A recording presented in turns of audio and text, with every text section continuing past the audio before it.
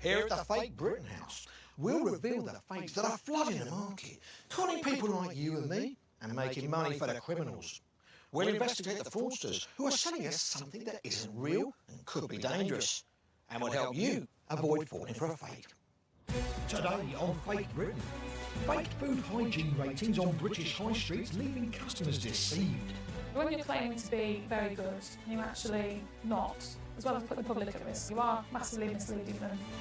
Fake phone apps that allow criminals to spy on you and steal your personal information. One of the most disturbing things, of course, is that in attacks of this nature, the victim has absolutely no idea that they're being spied on in this manner. The fake slimming machine that goes up in flames. If anyone was using that at home, they might not even be able to get out of the house in time. And fake plane tickets, leaving Brits stranded and out of pocket. It's almost 2 years now, I'm still paying that debt.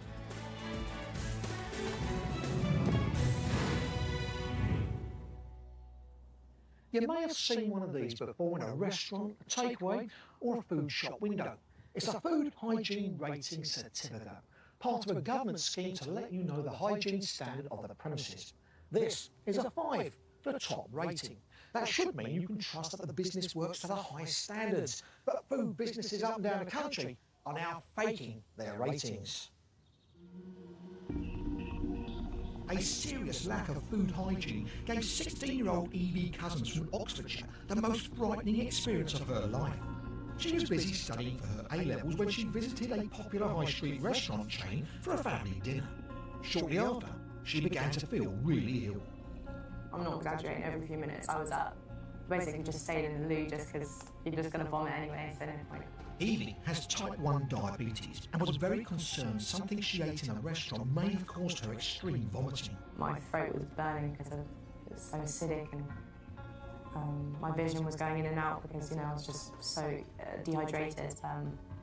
My body was so tensed and seized up that it was just painful. Things quickly got an awful lot worse, and Evie was admitted to hospital. The added complication of Evie's diabetes meant her condition was now life-threatening. The first thing the doctors and nurses had to do was to stop me vomiting because of my diabetes. I had to keep food down so I could have insulin, because without insulin, your whole body goes a bit, berserk. Evie had fallen ill with norovirus, a vomiting bug which is passed on by a serious lack of hygiene, most commonly through people not washing their hands properly. She discovered the chicken she'd eaten in the restaurant she'd visited had been contaminated with the bug. We thought it might have been food poisoning.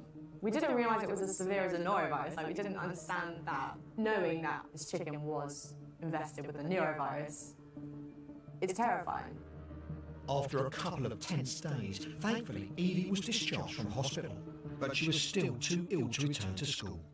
I just got stressed, and then I started disconnecting from friends, and then I started to just become really withdrawn, and I became really depressed, and I felt like I'd given up on my education, and just everything just seemed to be a bit wrong. Evie missed so much school she had to restart her A-levels the following year, and was now a year behind her peers. Things would be so different if it didn't happen. I wouldn't have had to drop out, I wouldn't have had to ease my mind a bit over it. I wouldn't have had to be that, it's quite traumatic, that experience, how ill I was, How some people think, when you're that young, you don't understand what sickness or tiredness is, when actually I do. To make sure what happened to Evie doesn't happen to you, by ensuring food outlets maintain acceptable levels of cleanliness and food safety, the Food Standards Agency introduced the Food Hygiene Rating Scheme. That means it's now a legal requirement for every premises selling food in England, Wales and Northern Ireland to be inspected on an annual basis to ensure that hygiene levels are up to scratch. Today, Food Safety Officer James Beeson from Central Bedfordshire Council is inspecting a kitchen. And the idea is to give consumers a choice of where they want to eat, but it gives them a choice on hygiene and food safety of that premises. You can't always tell by looking in a front window or just standing by a bar what those standards are.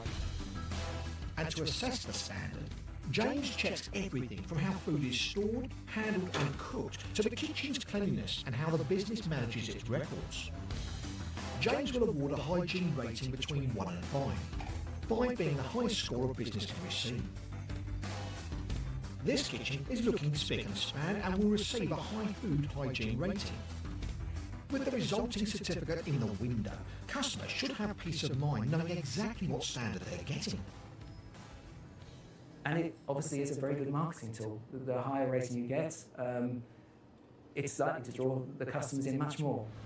But unfortunately, there are some unscrupulous food sellers out there who've been faking it by displaying stickers stating they've got a 5-star rating when it couldn't be further from the truth. It's a worry for Environmental Health Officer Anne Coates. So when you're claiming to be very good and you're actually not, you are, as well as putting the public at risk, massively misleading them that your business is safe and customers will be safe eating at your premises. Which is why in Islington, North London, Trading Standards Officer Alonso Ursina was extremely concerned when he received a tip-off that this cafe restaurant called Veli's in Highbury was suspected to be faking their food hygiene rating. The claim was that they were displaying a 5 food hygiene rating, where in fact their actual rating was 1. Now remember, 5 means the hygiene is very good and 1 means major improvement is necessary. These were shown in the shop window. And that wasn't all. It was a certificate, slightly more fancy. This was in the shop, still well within the view of people that will be sitting there and dining, and this again shows 5 a certificate. Although it's not a legal requirement in England to display your hygiene rating certificate, putting up a fake one is a criminal offence. And that's a big deal because a 5 is basically saying you're pretty good in terms of food hygiene. It's something that the public, consumers rely on a lot when choosing a restaurant. It's not the only factor, but it's one of the main, and it's certainly an important one. So obviously claiming you're 5 when you're a 1 is a big deal. Alonso built a case against the owner of Veli's Cafe for faking his food hygiene rating, which resulted in a fine just shy of £2,500. The cafe has now improved its level of food hygiene and has recently been awarded a 3-star rating. But Anne fears other UK restaurants are faking it. The business here is faking their score, which means that they're faking their reputation to customers, they're faking the amount of confidence that the consumer can have in their business, and in fact in the scheme as a whole. Because if they're faking the score, who else is faking their score? And Anne's not the only one that's concerned. All over the UK, food safety officers like James carry out checks on a daily basis to catch any restaurants that are displaying fake food hygiene ratings in their windows. This business has got a rating of 5, so I'm just going to quickly double check on the Food Standards Agency website to see if that's what's being displayed. Since all the scores for food outlets in the UK are published on the Food Standards Agency website and available through a number of phone apps, you too can check in a matter of seconds if any restaurant displaying a rating is faking it. Yeah, it's got a 5 and it's displaying a 5, so that's all good. So here at Fake Britain, we decided to give it a go and carried out our own checks to see if we could find any restaurants that were faking it. We checked the ratings displayed in the windows of a number of local eateries in central London against the actual ratings they were issued. And out of the 21 food outlets we checked, we were horrified to discover 4 that were faking it. That's almost 1 in 5. Well, if 1 in 5 restaurants are faking it, that's a huge percentage. That would worry me. If restaurants are faking their food hygiene, it's quite appalling. It does make me question whether I'd want to go out and eat. The idea that people might be faking their ratings is obviously very disturbing thing, so it'd be nice to name and shame them perhaps. We even found one displaying a fake 5-star rating, even though it's only actually got a 1. If they're saying that they've got a perfect record and in actual fact it could be a health danger, then obviously your trust within other places that probably are being honest and truthful is lost. I would definitely be looking now out for that to make sure that I'm not eating somewhere where the hygiene is that low. That's, pretty outrageous, really. We took our findings to Trading Standards, who will investigate the matter further. And for all you foodies out there, if you're concerned about the scores at your favourite restaurant, check it against the ratings published on the Food Standards Agency website or a phone app, so you can avoid falling for a fake. If the score is different to the one that they're displaying, please let us know and our team will go and investigate.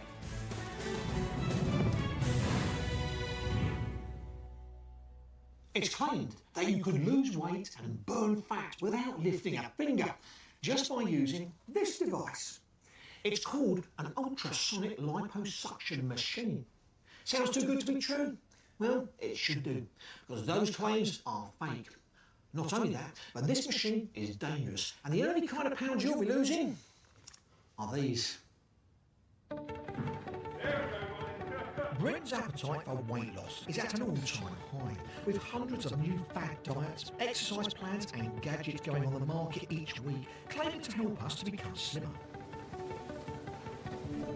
Gym enthusiast Celia Burt has been doing regular workouts for over 30 years and has never been one to shy away from new ways to keep healthy. To lose weight, to tone up, you need to exercise and you need to eat the right foods.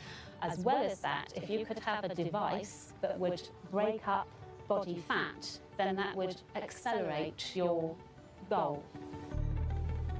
And Celia thought she'd found just the ticket when she stumbled across a new revolutionary weight loss treatment, a slimming device called an ultrasonic liposuction machine. The liposuction aspect was intriguing because that would break up, so I thought, the fat cells themselves. It was tempting. Celia decided to give it a go and paid £196 to rent the liposuction machine for a month. When it arrived, she was impressed. This is the device that was delivered by courier. It's heavy, meaty, chunky, opens quite nicely. It didn't look particularly high-tech, but I thought that this was the first generation of what would be an innovative product. After reading the instructions, Celia began to use the machine. Here are the two pads. So you put cream on your skin, you use one for 15 minutes, other for 15 minutes, half an hour each leg. I thought this was my sonic liposuction that was lessening the amount of fat that I had in my legs. But her enthusiasm was short-lived. After a week, which is 7 hours worth of treatment, nothing had happened at all. I didn't know whether it was my fault, whether it wasn't working for me particularly, or whether it was a fault with the machine, or whether it was a fault with the technology. After 2 weeks, no inch loss whatsoever, not a millimetre. Celia noticed there was a button on the device which controlled the amount of power going through the pads and decided to give it a go. But when I turned the intensity up, it just was painful. She got back in touch with the supplier to see if they could help. I phoned up the company who just hedged around saying you need to keep using it. But one day things went dramatically wrong. It was almost like holding your finger on a battery. It was almost like a shock. So it was a painful zap, and it wasn't pleasant, and it wasn't something I could put up with. Celia wasn't the only person having doubts about the authenticity of the ultrasonic liposuction machine. 80 miles away in Warwickshire, Trading Standards Officer Eleanor Lake had been contacted by other concerned customers. We received complaints from other trading standards services about the way in which this business had been treating consumers. We had complaints of consumers not getting refunds when they've been requesting them, or they've been receiving dirty equipment that was covered in hairs and grease and generally not doing what it was supposed to do. So today, Eleanor's taking a look for herself. It describes itself at the top as an ultrasonic liposuction equipment. On first sight, it looks professional, comes in this silver metal casing, and it's got these fairly substantial crack and melt heads. So there's no reason necessarily why a consumer wouldn't believe that it wasn't doing what it said it was going to do and wasn't going to give them the results they thought they were going to get from it. Eleanor also discovered that the company supplying the product had taken out a number of full-page adverts in national newspapers, making some very serious claims about the machine. This one's in the Daily Express. It claims that you can lose inches fast in the comfort of your own home and offers that you can save money and time on pricey salon visits. Eleanor also had concerns with the authenticity of the adverts' testimonials. Got body pictures there of people with before and afters, and claims that it can be fast and totally pain-free to lose weight. And this one claims that this consumer allegedly rented this device before Christmas and lost inches from different areas of their body and was very pleased with the results. But there was one burning question. Was there any truth to these claims, or were they and the machine both fake? In Harley Street, central London, consultant Barbara Jennett has spent years carrying out fat reduction surgery. And she's about to compare Celia's liposuction machine against a genuine device. This is a real liposuction machine that's using real surgery for real patients. Using a genuine liposuction machine is part of a complex procedure which involves inserting an instrument under the skin and literally sucking out excess fat. But specialist technology like this comes at a price. Machines cost tens of thousands of pounds. Most medical, authentic liposuction machines look like this. But as Barbara takes a closer look at the suspect ultrasonic liposuction device, she's at a loss as to what it might be. This machine has most noticeably two buttons, one of which says crack and the other one says melt. It has two heads. I don't really know what their purpose is. It looks like you can shift the intensity up and down. It doesn't look like any medical instruments that I would know. This doesn't sound good. I honestly have no idea what this device is supposed to do. Back at Trading Standards, Eleanor thinks she may have found the answer. She's received a phone call from a concerned customer stating he'd found some dubious documents packaged with his liposuction machine. I asked the consumer to send me a copy of it, and this is what he received, this device. It's listed here as a metal polishing machine, so claims that people could lose inches and lots of fat were indeed fake. Later, we reveal just how dangerous these fake slimming devices are. Anyone who's using that at home, they might not even be able to get out of the house in time. And we catch up with the man responsible for selling these potential death traps. Why did you sell fake slimming devices, Mr. Nichols? I'd really not to discuss it. Thank you very much.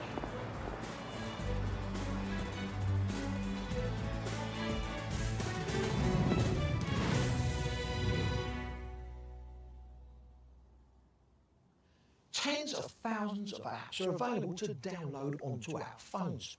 We can shop, socialise, order a meal, watch a film, check a train time, in fact almost anything. But the next app you download could be fake and it could steal your money and also rob you of your privacy.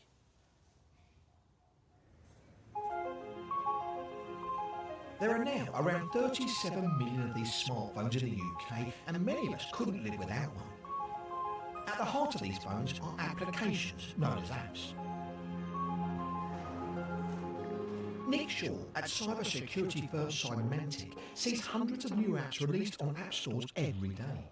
I'm on the App Store, and some of the apps that I can see here are 7-Minute Workout, the Eye Scanner, and then obviously the popular ones such as dating apps like Tinder, etc.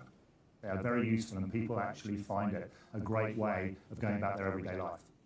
But whilst the phones we love give us access to the world, they can also give criminals access to our bank accounts, hold us to ransom, and even let people spy on us 24/7 without our knowledge. Welcome to the world of fake apps. A fake app is an application that is not real. So for instance, it could be mimicking another application that is a real application. And the reason people have fake apps is because cyber criminals look for areas where they can make money, and there's a lot of users of applications. And worryingly, there are a lot of fake apps out there too. We're seeing explosive growth in the fake apps due to the fact that cyber criminals go where the money is, and there's a lot of users in that area. And you could say for every legitimate app, there is someone building a fake app. We found roughly 5 million fake apps over the last year in various app stores, including the legitimate ones. And what's worse is some of the fake apps and the real apps look very similar. Nick has some examples of fake apps that he discovered on various app stores available to users of Android phones. So one of the well-known fake apps that we found is a Netflix app. And if you look at the genuine and the fake app, it's actually very subtle and very hard for people to tell the differences between the genuine and the fake app. But there are some signs if you know what you're looking for. The subtle differences between the genuine and the fake app. You can see the colours slightly different and also the font slightly different. But what the real and fake apps do have in common is they both want you to enter your Netflix account details. When the user logs into the fake app, they will put in their username and password and find that it doesn't work, and that actually then the fraudsters have got the information they want. Once you log in, your personal details can then be sold, giving criminals access to your Netflix account for free. And if you use the same password for your genuine banking apps, they could have access to your bank accounts too. We found this app on one of the largest app stores, which is the Google Play Store. And obviously we alerted Google as soon as we found it, and they took it down immediately. But it just shows the risks for consumers. And it's not just your login details that fraudster is after. Another example of a fake app was the Pokemon Go one. And with this app, they were trying to take you out of the app to a website, and therefore harvesting more information there by actually getting you to fill out a survey that you thought was going to bring you coins or cheats or something to help you in the game, but actually you didn't get it. You filled out the survey and then you got nothing. You may have got nothing, but believe it or not, the fraudsters are able to sell the surveys. In large numbers, they can make criminals a tidy profit. And you just thought it didn't work, but actually they got all the information they needed. Some crafty criminals have taken the fakery a step further in order to get their hands on your money. Users of the messaging service WhatsApp received a fake text message pretending to be from the developer, asking for a subscription fee of 99p. So WhatsApp's free now, but a couple of years ago you used to have to pay 99p per year. So some users looked at this and thought, oh, do I need to pay to renew my subscription? And what happened was they put in their credit card details or their bank account details, and then the fraudsters had that information. And the likelihood is they'll be taking a lot more than 99p. But as we're about to show you, there's a more shocking and sinister side to the fake apps. Once downloaded, some fake apps infect your phone with a bit of malware, which is an electronic virus. The downside is, it means that without knowing it, you've just given the hacker access to your phone. And today, we're going to find out just how alarming that can be. Rick Ferguson from the cybersecurity company Trend Micro is going to carry out a demonstration to show what the fake apps are capable of. So this mobile device is already compromised. There's a fake app that's been installed, like one that you could download from any app store, that can actually do some pretty disturbing things when it comes to personal privacy. So Rick is going to pose as the hacker. And we've given the infected smartphone to one of the members of our production team to see just how vulnerable you could be if you downloaded a fake app. So she's headed out with the mobile phone, and we're going to find out exactly what this fake app is capable of. The first thing we're going to do is turn on the video camera on the mobile phone and find out what she's doing and where she is. Whatever the camera on the fake app phone can see, Rick will be able to monitor on this screen here. So how much fun do you think Tom's having in Vietnam right now then? Like probably loads, you know? Like, well yeah, exactly. I mean, he's travelling, so... Yeah, but he's just going to go to like a cooking course and I'm like, she should go out. Okay, so it looks like she's met up with some friends, she's out in the street, and they're having a chat. Perhaps one of the most disturbing things, of course, is that in attacks of this nature, the victim has absolutely no idea that they're being spied on in this manner. I mean, admittedly, he looks 24 going on. It's a terrifying thought. That could easily be you or I being spied on, and all for downloading a fake app. And Rick's concerned the cyber attacker could eavesdrop on more than a casual meeting with friends. She could just as easily be, out for a romantic evening, or she could be in an important business meeting, and all of these moments of our lives are laid bare for the attacker through these kinds of apps. And if you are using an ATM machine with your phone in your hand, the criminal could even use your phone's camera to record your PIN number as you key in. But that's not all this fake app is capable of. Obviously what criminals are really after, and the driving motivation behind cybercrime, is money, and it's about getting access to money and credentials that lead to money. It's a major worry, especially since the next thing the member of our production team needs to do is what many of us do on a daily basis: log on to a banking app. And because the fake apps hacked the phone, any banking details entered into a legitimate banking app can be intercepted by the criminal hackers. So as she's logging on to her bank, we could be logging on with the same credentials at the same time, taking money out of her account or making purchases. What's worse is we have no idea it's happened until it's too late. We're giving away our details and we're doing exactly what the criminals want us to do, allowing them to make money from our carelessness. So you end up in a position where, having downloaded, unbeknownst to you, a fake app and used it for what you believe to be its legitimate purpose, the criminals have taken your money and you're not going to know anything about it until you get your bank statement. But there's still one more sinister thing the fake app can do, and that's install ransomware on your phone. The fake app will simply lock up your mobile device. They'll make it impossible for you to use it, for you to make phone calls, for you to send or receive emails until you pay the ransom. And wait for it. To get your phone unlocked, you normally have to pay the fraudsters between £200 and £300. So as a victim of ransomware, whether it's on your phone, your PC or anywhere else, when you're confronted with that screen demanding money, you have a simple choice. Either you pay the money or you lose the files on your device forever. If you were the criminal behind a ransomware scheme, then you would simply be watching the success of your creation as it gets downloaded and sitting back and waiting for the money to roll in. So how can you avoid being the next victim of a fake app? Well, Nick has some simple tips.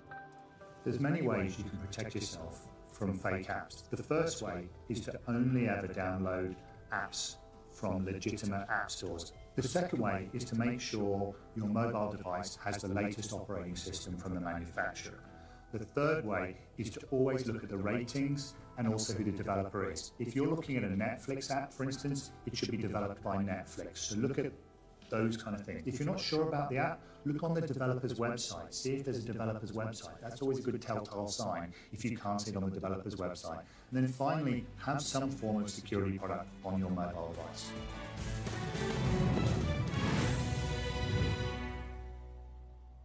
Most of us are used to these. They're an e-ticket and they're sent to us electronically when we book a flight or a holiday. You can keep it on your phone or you can print it off and take it to the airport when you check in. But it doesn't really matter what you do with this one though, because you're going nowhere. As you might expect on Fake Britain, it's not the real thing. But beware, it is part of a booming business. It's hard to imagine a world without air travel. It has connected our modest island with the rest of the world, taking us from one side of the globe to another in a matter of hours.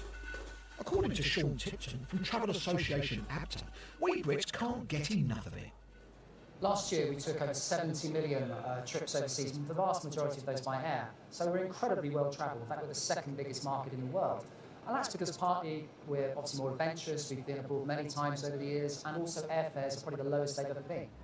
Of course, once you've booked your flight, you'll be issued a ticket. And these days, we receive electronic tickets, or e-tickets, which we can often print off in the comfort of our own homes.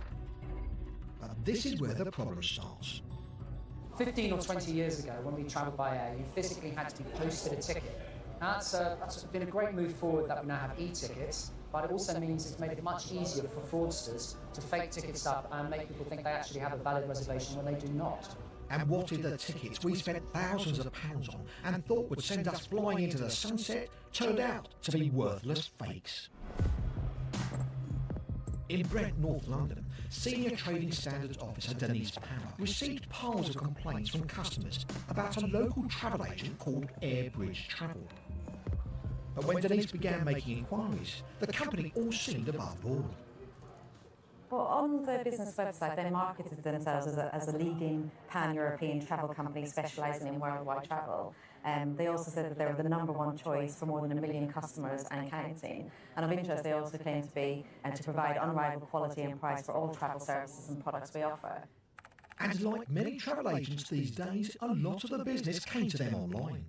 More often than not, their prices were some of the cheapest on the market, so customers snapped them up.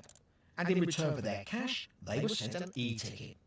So yeah, I'm just looking at an example here, and the subject title is e-tickets, and it says, "Thank you for booking with Airbridge Travel. We're pleased to attach your e-tickets to this email." And you look at the tickets, and it looks quite good. It's got the names of all the travellers, it's got the scheduled departure times, and it's also got an airline reservation code. But all wasn't quite as it seemed. Once customers had packed their bags, printed their tickets and scooted off to the airport, hoping to jet off overseas, they were in for a nasty surprise. The customers were receiving this and perceiving it as being their genuine e-tickets that they would just take to the airport and be able to board the flight. But in fact, it wasn't an actual genuine e-ticket at all. It was nothing more than a fake ticket. It was fakery that had huge consequences for those involved. Many of the witnesses that we spoke to weren't even aware that they had been involved in the scam until they turned up at the airport with their bags packed and their kids in tow, ready to go on their holiday, only to be told that they weren't booked to fly at all. Not only did the fake flight tickets leave many stranded at the check-in desk, it also left them out of pocket. Some of them was thousands of pounds. There was families that were travelling with their young children. couples going home for family weddings or, you know, for family events. So some people fork out thousands and thousands of pounds for tickets. Because Airbridge Travel requested bank transfers rather than credit or debit card payments, their customers had absolutely no buyer protection. One customer of Airbridge Travel was Asif Gull. Like many of us Brits, he has family overseas and was planning to fly to Pakistan along with his daughter, wife and brother-in-law for a religious festival. Yeah, that was a family trip and it was very important for me, and obviously I trusted that company because that company looks okay to me. It was very exciting, and that's why we booked early, so we just go there and enjoy our holidays. Asif bought 4 return flights to Pakistan, which cost him £1,650. In return, he was sent a booking reference number. But as the departure date grew closer, there was no sign of the tickets. When I made the payment after 2 weeks, I started chasing them, providing the tickets. And they said they will provide the ticket in a week or so. His tickets didn't arrive, but having already parted with a great deal of money, Asif decided to contact the airline directly and quoted his booking reference number. But he was in for some bad news. I rang the Pakistan International Airline PIA to find out what's happening with my ticket. They said these tickets are never booked. They only reserved and then they said they cancelled. It was very upsetting. He had just paid a small fortune for a fake booking reference number. Salvaging his trip by buying 4 new tickets for himself and his family landed him in debt. So I had to borrow another £2,000, one of a family member, to pay to the travel agent and another traveler to buy new tickets. It's almost 2 years now, I'm still paying that debt. Denise was determined to bring the people behind Airbridge Travel to justice. But there was one problem: locating them. Today she's on her way to visit the offices where the business was registered in North London. We're on our way to Kingsbury now. This will be the address where Airbridge Travel had their offices. I say had their offices, but they're very rarely based there, but it's the address that they certainly used on their website, and it's the address that some of the customers of Airbridge Travel visited to try and speak to them. The office building is tucked away on an industrial estate, and it certainly doesn't look like your stereotypical high street travel agent. And Denise was about to find out that something wasn't quite adding up. We came here, Trading Standards themselves came here to have a look around and possibly speak to Airbridge Travel when our investigations initially started, and there was nobody here when we arrived. There was some office equipment that wasn't even plugged in or anything, and we spoke to neighbouring businesses who informed us that they had spoken to members of the public who come in from off the street looking for Airbridge Travel, but only to find the office is empty. Back at her own office, Denise began to piece together the fragments of this fakery and discovered Airbridge Travel was actually operating out of a call centre in Pakistan. But Denise was in luck. She tracked down the company director, Anas Ahmed, who was living just up the road in North London. And with a file full of complaints from over 30 customers who had fallen foul of fake flight tickets, she was able to build her case. People were paying flights for individuals or for their families. Some people have forked out thousands and thousands of pounds. So we're looking in the remit of, in excess of £40,000 the customers have lost. In court, Anas Ahmed pleaded guilty to counts of engaging in unfair commercial practice and 1 count of engaging in aggressive commercial practice. He was sent to prison for 12 months. But Sean is concerned this case of fake flight tickets is not a one-off, and the shift towards booking flights online has left the door open for criminals. This has made it very attractive for fraudsters. It's very easy to set up a convincing-looking website and also tell somebody they've got a reservation and fake up a ticket. So, yeah, the internet has offered a lot of opportunities for very dishonest people. If you're worried about falling for a fake flight ticket, he has some advice to bear in mind before you book. If you see a company that seems to be £100 or £200 cheaper than all of their competitors, why is this? It looks very suspicious, and it probably is. Secondly, if a company says you can only pay by bank transfer, that is again very suspicious, because in this day and age, all companies can take credit or debit cards, and if you pay by bank transfer to a fraudster, the money's gone. It's like handing over cash to a total stranger. Thirdly, is the company a member of APTA or ATOL or other trade association? Because in this day and age, if they're not, that once more is a very suspicious-looking sign. So if you see those 3 things in combination, you're almost certainly dealing with a fraudster. So don't pay by bank transfer to a private individual, look for membership in a trade association, and if you can, pay by credit or debit card.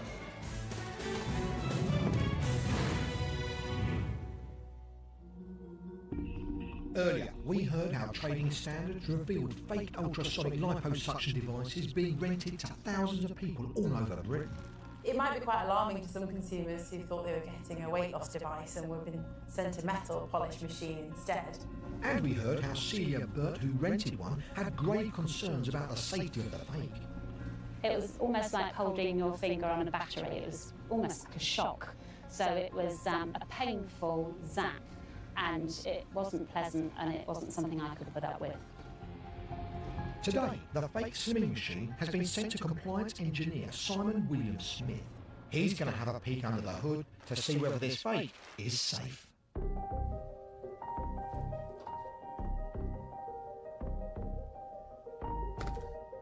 It involves inspecting the machine and its wiring thoroughly to assess whether or not the components comply with UK safety regulations. And Simon's first concern is with the power supply. There's a non-compliant UK 3-pin plug that is not fused. If we compare this plug to a standard BS1363 plug, we can see that the live and neutral pins are far too close to the edge, and that it's possible to touch it with your thumb and forefinger if you were to insert it into a standard UK socket outlet. This could have had catastrophic consequences for the thousands of people like Celia who have been using these machines. If you were to insert that into a standard socket outlet, your hand would essentially become a live conductor, and you could suffer an electric shock.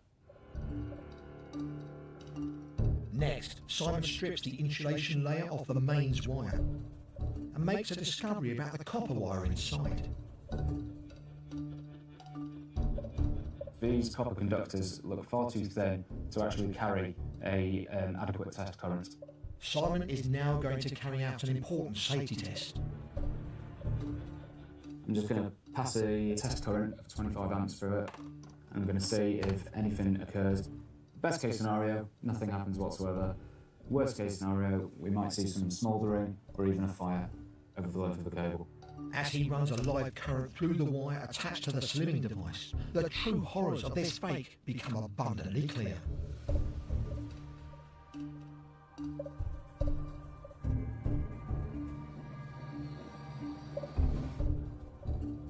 The fact that burst into flames within sort of 20 seconds, it just goes to show how unsuitable that is. Dangerous wiring, dangerous plug and a fire hazard. Simon's seen enough. That's very scary to me, Matt. The fact that that went up so quick, if anyone was using that at home, they might not even be able to get out of the house in time. Without a dangerous fake product, it has a CE mark on the back of the packaging. In no way does this meet UK or European standards. News of the fakery has come as quite a shock to Celia. Night after night after night of using this device, but with no positive result. When I see this now and I know that it could burn you, burn me, burn my house down, that it's electrically unsafe, and that I paid £200 for the privilege of having it in my house for 2 weeks, I'm absolutely devastated. Eleanor Lake and the team at Trading Standards were determined to bring Mr. Nichols, the man selling these dangerous fakes, to justice. She discovered he was buying the fakes, which remember were actually metal polishing devices, on eBay for £170 each. He then rented them as genuine liposuction machines for £49 a week, earning him around £400,000. For some consumers who were desperate to lose weight, it was an offer that, although seemingly too good to be true, many consumers took up, and a substantial amount of money was received by Mr. Nichols. Today, Trading Standards officer Simon Cripwell is at Coventry Crown Court, where Mr. Nichols pleaded guilty to supplying unsafe appliances and placing false adverts in newspapers. The recorder was quite clear about the devices. He said that he was entirely satisfied the devices were a sham, and he described Mr. Nichols as a snake oil salesman. He was unable to wriggle out of his crimes and received a 9-month prison sentence, suspended for 2 years and 150 hours of unpaid work.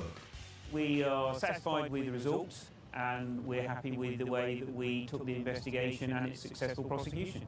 And while we were at court, we spoke to the slippery salesman to see what he had to say about his fake liposuction machines.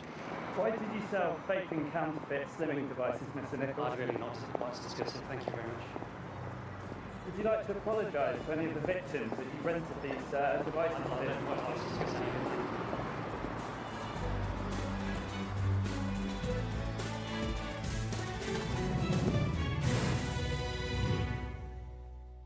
That's all from Fake Britain. Goodbye.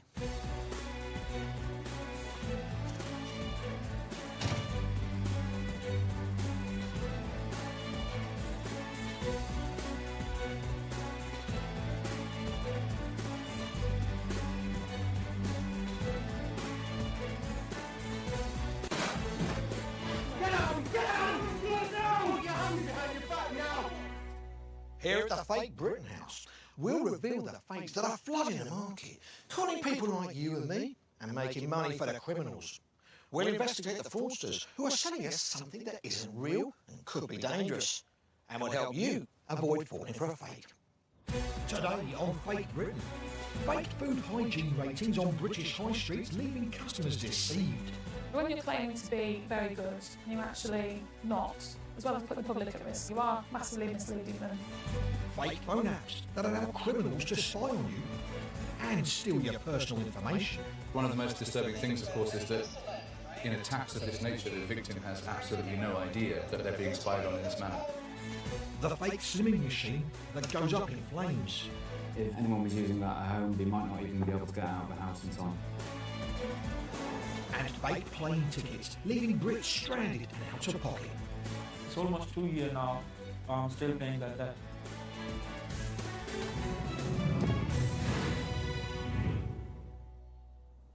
You may have seen one of these before in a restaurant, a takeaway, or a food shop window.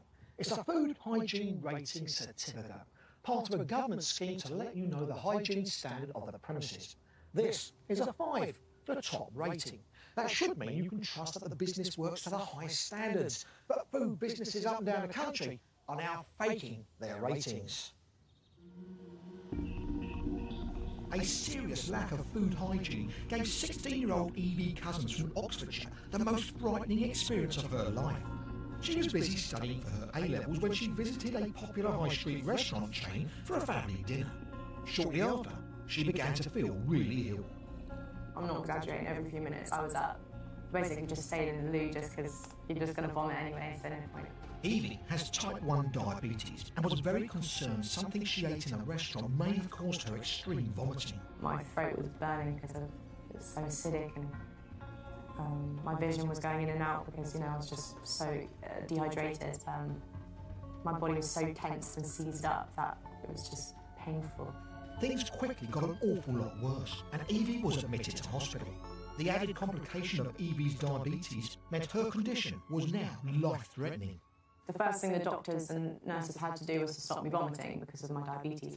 I had to keep food down so I could have insulin, because without insulin, your whole body goes a bit, berserk. Evie had fallen ill with norovirus, a vomiting bug which is passed on by a serious lack of hygiene, most commonly through people not washing their hands properly.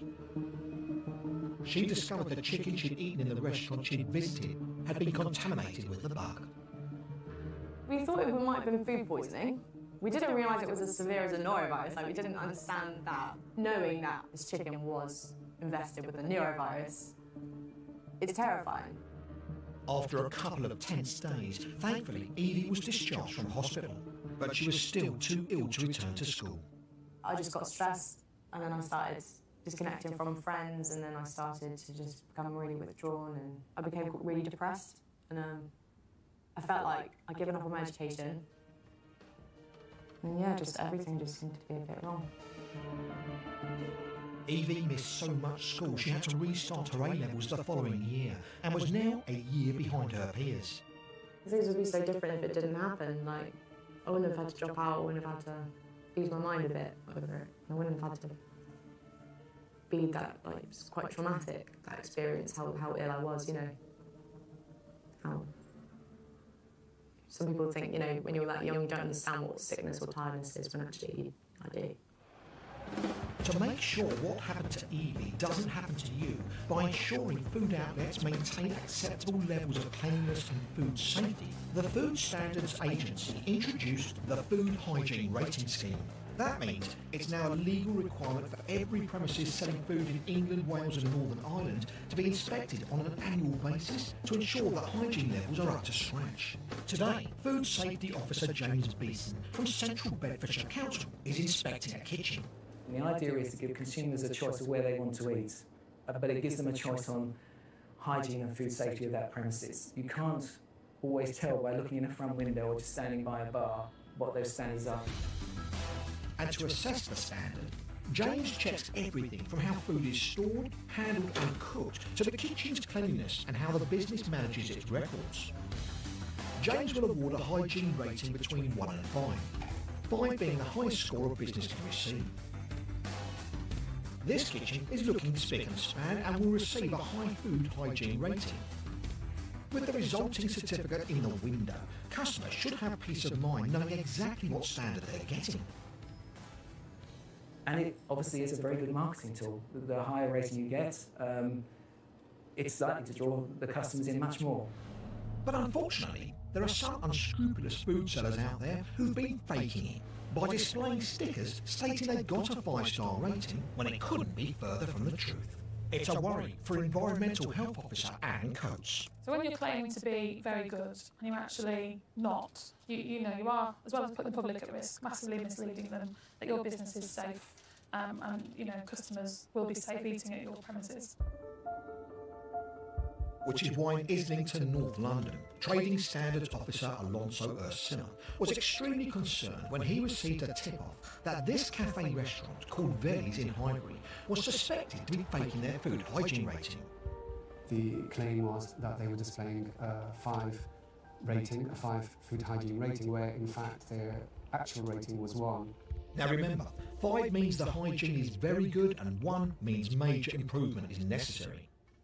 These were shown in the shop window. And that wasn't all. It was a certificate, slightly more fancy. This was in the shop, still well within the view of people that will be sitting there and dining, and this again shows 5 a certificate.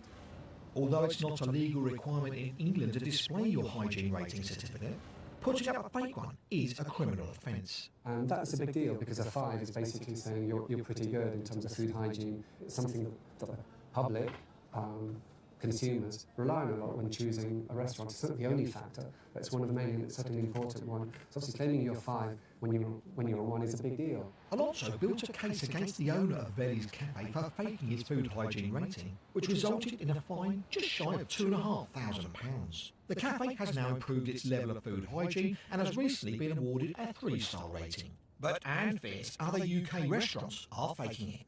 The business here is faking their score, which means that they're faking their reputation to customers, they're faking the amount of confidence that the consumer can have in their business, and in fact in the scheme as a whole, because if they're faking the score, who else is faking their score? And Anne's not the only one that's concerned. All over the UK, food safety officers like James carry out checks on a daily basis to catch any restaurants that are displaying fake food hygiene ratings in their windows. This business has got a rating of 5, so I'm just going to quickly double check on the Food Standards Agency website to see if that's what's being displayed. Since all the scores for food outlets in the UK are published on the Food Standards Agency website and available through a number of phone apps, you too can